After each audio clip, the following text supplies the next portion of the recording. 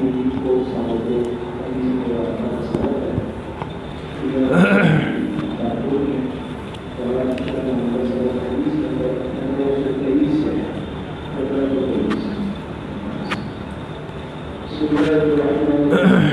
اللہ الرحمن الرحیم۔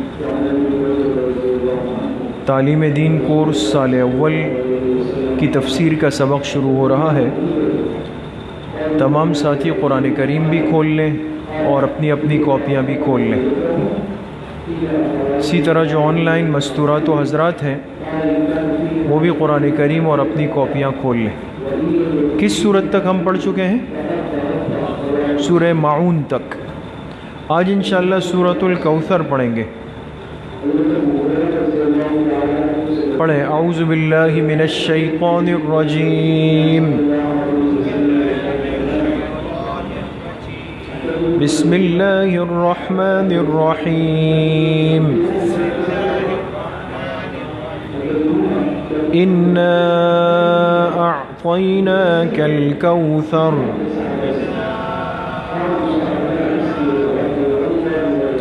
فصل لربك وانحر ان شانئك هو الابتر۔ صدق اللہ العظیم۔ یہ سورۃ الکوثر ہے اور پچھلی صورتوں کی طرح اس میں بھی ہم بنیادی طور پر 4 باتوں کو سمجھیں گے، باقی ضمنی باتیں بھی انشاءاللہ آئیں گی۔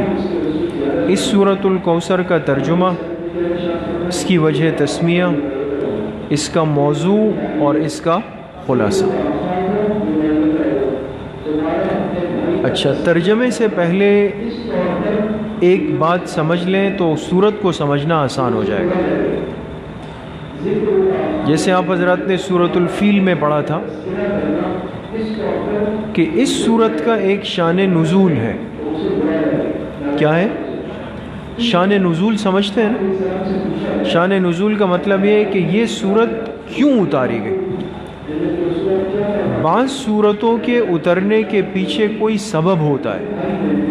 مثلا کسی نے آپ علیہ السلام سے کوئی سوال کر دیا، آپ پر کوئی الزام لگا دیا، آپ پر کوئی اعتراض کر دیا، آپ کو کوئی طعنہ دے دیا، ایمان کے بارے میں کچھ بات کہہ دی، آخرت کا انکار، کچھ بھی کر دیا، تو ان کو جواب دینے کے لیے اللہ پاک کبھی سورت اور کبھی آیات اتارتے تھے۔ تو اس کو کہتے ہیں شان نزول۔ ٹھیک ہے، تو سورۃ الکوثر کا شان نزول کیا ہے وہ پہلے لکھیں، پھر ترجمہ۔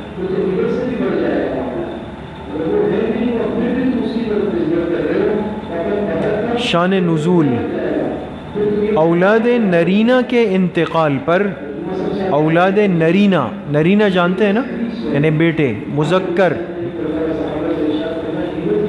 اولاد نرینہ کے انتقال پر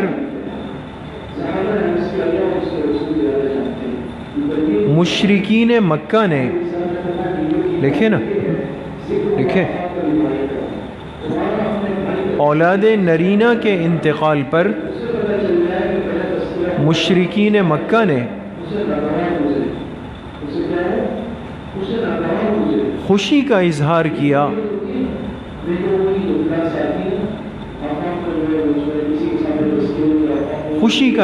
کیا کہ آپ کا یہ دین اور مشن مٹ جائے گا۔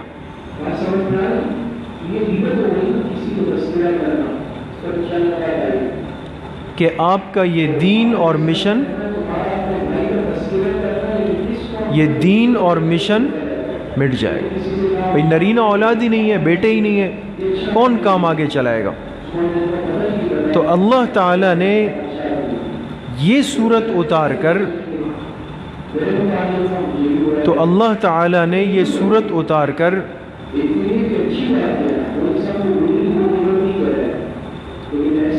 جواب دیا، یہ صورت اتار کر جواب دیا۔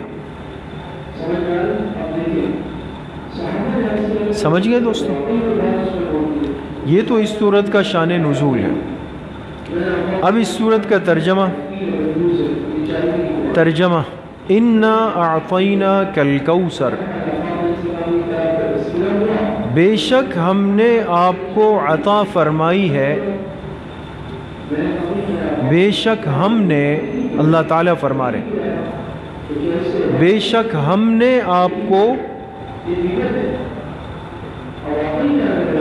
آپ کو عطا فرمائی ہے کوثر۔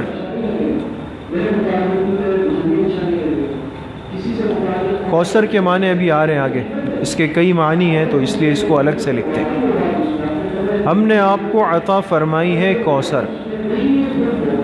فصل لربک وانحر، بس آپ اپنے رب کے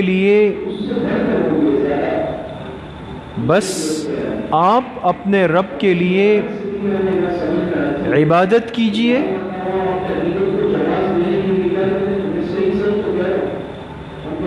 آپ اپنے رب کے لیے عبادت کیجئے۔ بریکٹ میں لکھیں بدنی عبادت، بدنی وہ عبادت جو انسان کے جسم سے ہوتی ہے، جیسے نماز ہے، روزہ ہے، حج ہے، جہاد ہے، دعوت ہے، یہ بدنی عبادات ہے نا، سب اس میں آ جائے گی۔ بس آپ اپنے رب کے لیے عبادت کیجئے، بریکٹ میں کیا لکھا؟ بدنی عبادت۔ وانحر، اور قربانی کیجئے، اور قربانی کیجئے، بریکٹ میں کیا لکھیں گے؟ مالی عبادت، مالی، مال۔ قربانی سے مراد خاص جانور کو ذبح کرنا نہیں، وہ بھی اس میں شامل ہے، لیکن ہر وہ عبادت جس میں انسان کا مال خرچ ہوا وہ وانحر کے اندر شامل ہو جائے گی، ٹھیک ہے؟ تو بدنی عبادت بھی آ گئی، مالی عبادت بھی آ گئی۔ آپ اپنے رب کے لیے عبادت کیجئے اور قربانی کیجئے۔ ان شانئک ھو الابتر، بے شک آپ کا دشمن ہی، بے شک آپ کا دشمن ہی بے نام و نشان رہے گا، آپ کا دشمن ہی بے نام و نشان رہے گا، آپ کا نام زندہ رہے گا، دشمن کا نام مٹے گا۔ تو اب دیکھیں ابو جہل کے، ابو لہب کے، ان سب کے 12 13 17 تک ذکر ہے، بیٹے تھے، لیکن کہاں گئے، کون تھے، کیا ہوا، کیا نہیں ہوا، سب ختم۔ لیکن اللہ کے پاک پیغمبر صلی اللہ علیہ وسلم کا نام بھی باقی ہے، آپ کا دین بھی زندہ ہے، آپ کا مشن بھی زندہ ہے۔ ترجمہ سمجھ گئے دوسری بات یہ ہے کہ اس سورت کو سورۃ الکوثر کیوں کہتے ہیں؟ پہلی ہی آیت میں کون سا لفظ آ رہا ہے؟ لفظ کوثر آ رہا ہے، پہلی آیت میں لفظ کوثر آ رہا ہے، اس نسبت سے اس سورت کا نام کیا ہے؟ سورۃ الکوثر۔ لکھ لیا؟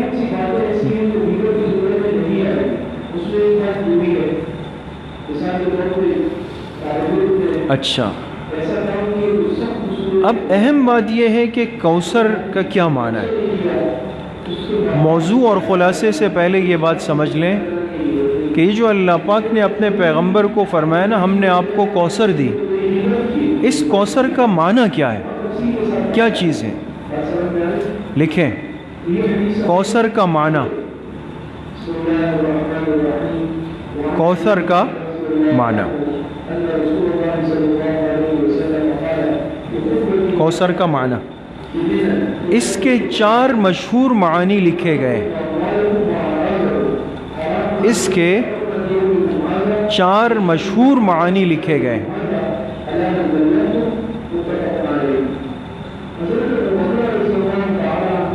نمبر 1 حوض کوثر، یہ مشہور ہے کہ جو جنت کی نہر ہے کوثر، وہ اللہ نے آپ کو عطا کر دی، اور ایمان والے جب آئیں گے تو آپ ان کو جام بھر بھر کے پلائیں گے۔ اللہ ہم سب کو نصیب فرمائے۔ تو ایک معنی کیا ہوا حوض کوثر۔ نمبر 2، قرآن کریم۔ کوثر کے معنی کیا ہے؟ قرآن کریم۔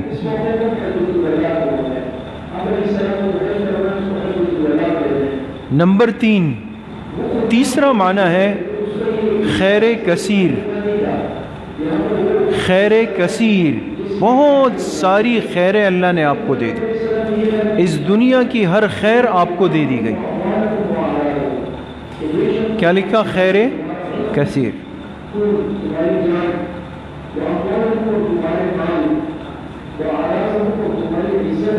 نمبر 4،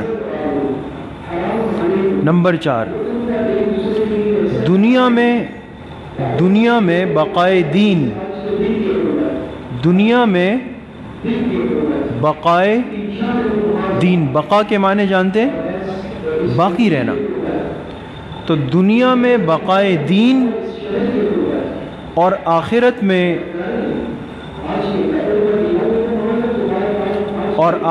میں جنت کے اونچے درجات، آخرت میں جنت کے اونچے درجات، یہ کس کے معنی ہو گئے؟ کوثر کے۔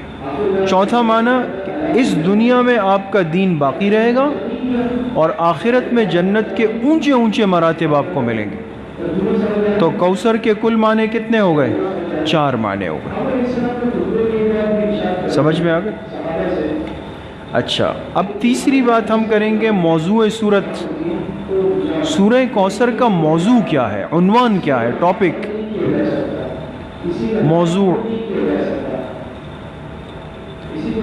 موضوع سورت لکھ لیا؟ لکھیں، اصول ہزیمت اعدائے اسلام۔ اصول لکھیں، اصول، الف صاد واو لام، اصول لکھ لیا۔ آگے لکھے ہزیمت، ہزیمت ہا کے ساتھ، ہا نہیں، حلوے والی ہا نہیں، ہزیمت جو ہاتھی والی ہا ہوتی ہے نا، ہزیمت، ہزیمت کے ساتھ بریکٹ میں لکھے شکست، لکھ لیا؟ آگے بریکٹ بند کر دیں۔ اعدائے اسلام، اعداء، الف عین دال الف حمزہ، اعداء اسلام۔ اب اس پورے جملے کو ملا کر پڑھیں، اصول ہزیمت اعدائے اسلام، اسلام کے دشمنوں کی شکست کے اصول۔ اسلام کے دشمنوں کے شکست کے اصول کیا ہے؟ وہ اس صورت کا موضوع ہے۔ بات سمجھ گئے؟ جو اسلام کے دشمن ہیں ان کو شکست دینے کا اصول کیا ہے؟ اللہ پاک نے اس صورت میں سمجھا دیا کہ تم اپنے بدن کو، اپنے مال کو اللہ کے لیے خاص کر دو، پھر دیکھو اللہ کیا انجام کرتے ہیں ان کو۔ سمجھ میں آ گیا؟ یہ لکھ لیا دوستو؟ آگے لکھے خلاصہ صورت۔ اب سورہ کوثر کا خلاصہ کیا ہے؟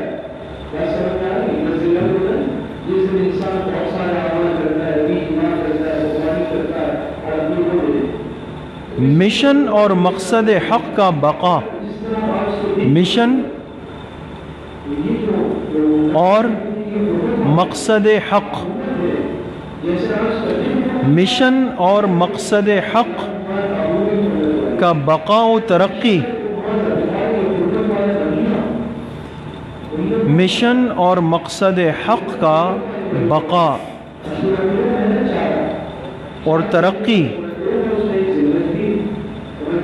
نہ اولاد پر موقوف ہے، نہ اولاد پر موقوف ہے اور نہ افراد پر، نہ اولاد پر موقوف ہے اور نہ افراد پر۔ اس لیے دیکھیں نا، آپ علیہ السلام کی تو نرینہ اولاد ہے ہی نہیں، اور آپ علیہ السلام پر ایمان لانے والے کفر کے مقابلے میں بہت کم ہیں. تو نہ اولاد نرینہ ہے نہ افراد کثیرہ ہے، لیکن اس پر اللہ نے دین کی بقا رکھی نہیں. تو کہاں تک لکھا؟ مشن اور مقصد حق کا بقا و ترقی نہ اولاد پر موقوف ہے اور نہ افراد پر، بلکہ اللہ تعالیٰ کے فضل و کرم پر موقوف ہے، بلکہ اللہ تعالیٰ کے فضل و کرم پر موقوف ہے. بات سمجھی؟ تو حضور علیہ الصلاۃ والسلام پر اللہ پاک کا فضل و کرم ہوا ہے، اور اسی فضل و کرم کا نتیجہ آج پوری دنیا دیکھ رہی ہے کہ کیا کچھ اس امت کے لیے نہیں ہوا. تدبیریں بنی، منصوبے بنے، ہتھیار بنے، پورا عالم کفر اور منافقین جمع ہوئے. تو ظاہر کی آنکھ سے اگر دیکھا جائے تو ایک مسلمان بھی دنیا میں نہیں ہونا چاہیے. بہت پہلے اس اسلام کی جڑ ختم ہو جانی چاہیے. لیکن عجیب بات یہ ہے کہ جتنی محنت وہ کرتے ہیں، جتنا زور وہ لگاتے ہیں، اتنا اللہ پاک لوگوں کو اسلام کی طرف متوجہ فرما رہے ہیں. سمجھ گئے؟ یہ اللہ پاک کا فضل و کرم ہے کہ یہ دین زندہ ہے، یہ دین باقی ہے.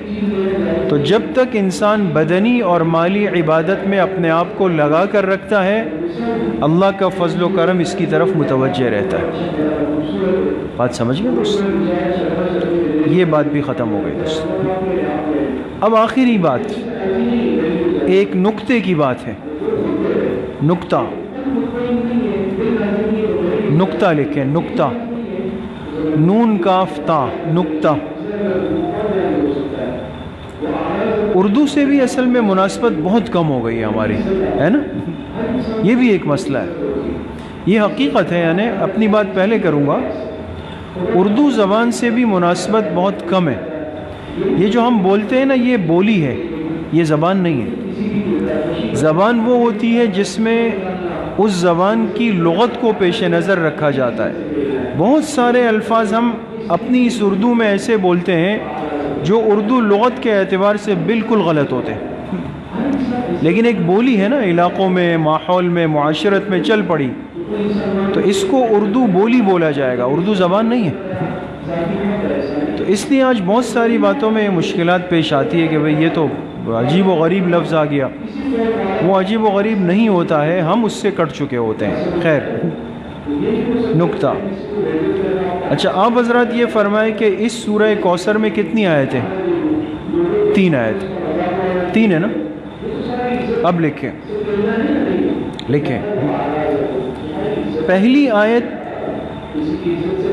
پہلی آیت میں فضائل خاتم الانبیاء ہے. پہلی آیت میں فضائل خاتم الانبیاء. خاتم الانبیاء کون سی ذات ہے دوستو؟ جناب نبی کریم صلی اللہ علیہ وسلم، خاتم الانبیاء.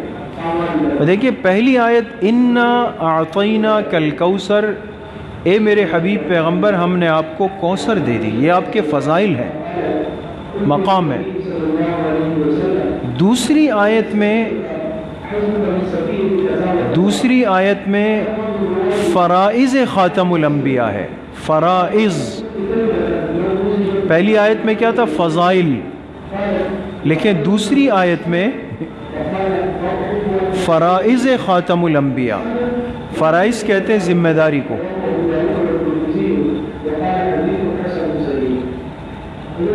لکھ لیا. اور تیسری آیت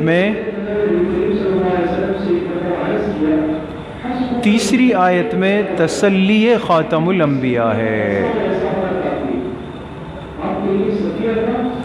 تسلی خاتم الانبیاء. اب دیکھیں ظاہراً چھوٹی سی صورت ہے، 3 آیتیں ہیں، لیکن کتنی بڑی بڑی باتیں اس میں بند ہو گئے. اصل قرآن کو اس طرح سمجھنا چاہیے دوستو. ہمارے مفسرین کا ایک طبقہ ایسا ہے جو قرآن کو اس انداز سے حل کرتا ہے کہ یہ آیت یہ کہہ رہی ہے، وہ آیت یہ کہہ رہی ہے، یہ آیت یہ کہہ رہی ہے، سمجھ گئے؟ تو پہلی آیت میں فضائل ہے، دوسری آیت میں فرائض ہے، تیسری آیت میں تسلی۔